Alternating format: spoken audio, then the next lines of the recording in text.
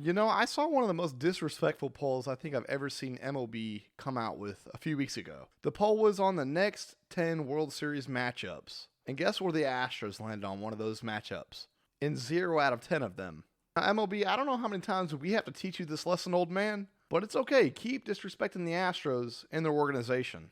But now I think enough time has passed to where I can go ahead and make my season predictions of what to expect from this ball club going into next season. Because we are about to be only 69 days away from opening day. And honestly, I cannot think of a time that I was more excited about opening day than this year. And keep in mind, I've been watching the Astros for a long 2 decades. Now, we all knew how the 2022 season ended, with the Astros hoisting the Commissioner's Trophy at Minute Maid Park in Game 6 of the World Series. And there were a few shocking things about that team that I'm assuming not a lot of people actually know about. For years now, the Astros have been an offensive juggernaut and driven by that offense. But believe it or not, in 2022, the Astros were just a middle-of-the-pack, lower top 10 team when it came to offensive production. The only number that they were actually top 3 in was slugging. But you know, that didn't stop this team. A juggernaut of pitching. You look at their starting rotation for 2022. Verlander, Valdez, Javier, Garcia,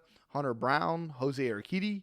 This team won the Triple Crown Award for pitching in the AL with the most strikeouts, wins, and the lowest ERA for a ball club. And on top of that, they bolstered the very best bullpen in all of baseball in the regular season. And if that bullpen couldn't get good enough already, in the postseason they elevated their play to become one of the most historically great bullpens of all time. For crying out loud, that bullpen had a 0.88 ERA as a team, which set the single postseason record for a team ERA for bullpens. And outside of Will Smith, they're bringing everybody back from last year from that bullpen to this season coming up. Now you go to that offense. In this year's offseason, the Astros were looking to get back to that top 5 offensive form that they were missing last year. And what did they do to improve that offense? Well, they got one of the best free agent first basemen on the market in Jose Abreu. Jose Abreu brings one of the most consistently great bats in the league to the Astros, as well as bringing back left fielder Michael Brantley, who's almost a sure thing for hitting 300 for another season. Now, keep in mind, this team finished in the bottom 10 when it came to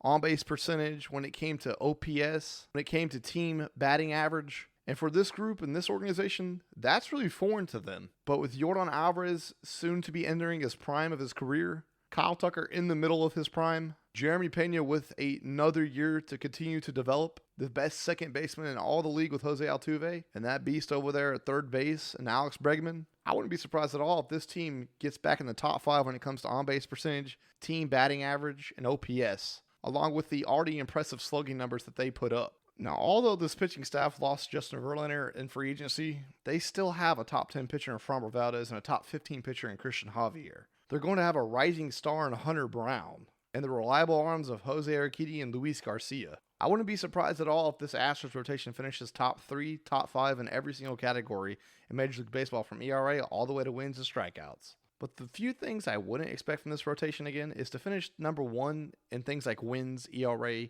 and strikeouts. Although Verlander didn't have the best postseason, he was still the catalyst for why this rotation was number 1 in the league during the regular season. With that loss of that kind of production, you're going to see some drop-off in some numbers somewhere down the line.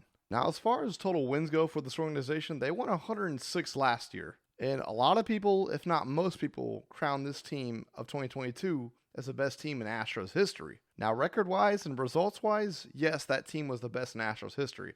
But I always harp back to 2019. That was the most talented team in Astros history. Now, this upcoming 2023 season, I wouldn't be surprised at all if the Astros win over 100 games. They're pretty much penciled in to win the AL West. I think my only question is who's going to meet them in the October Invitational Houston Classic. I would be shocked if the Astros actually didn't make it back to the World Series next year, if not win it all. Because at the end of the day, they're the best team in the AL still. They're still the team to beat, and I also wouldn't be shocked at all if this Astros team goes down as the best Astros team in franchise history. Ladies and gentlemen, let me know what y'all think in the comment section down below. Do y'all agree with me? Do y'all disagree with me? Why? Let me know in the comments down below. And as always, if you haven't already, go ahead and like the video and subscribe to the channel if you're new, because I have plenty more baseball content like this. And I will see you all in the next one. Adios, mis amigos.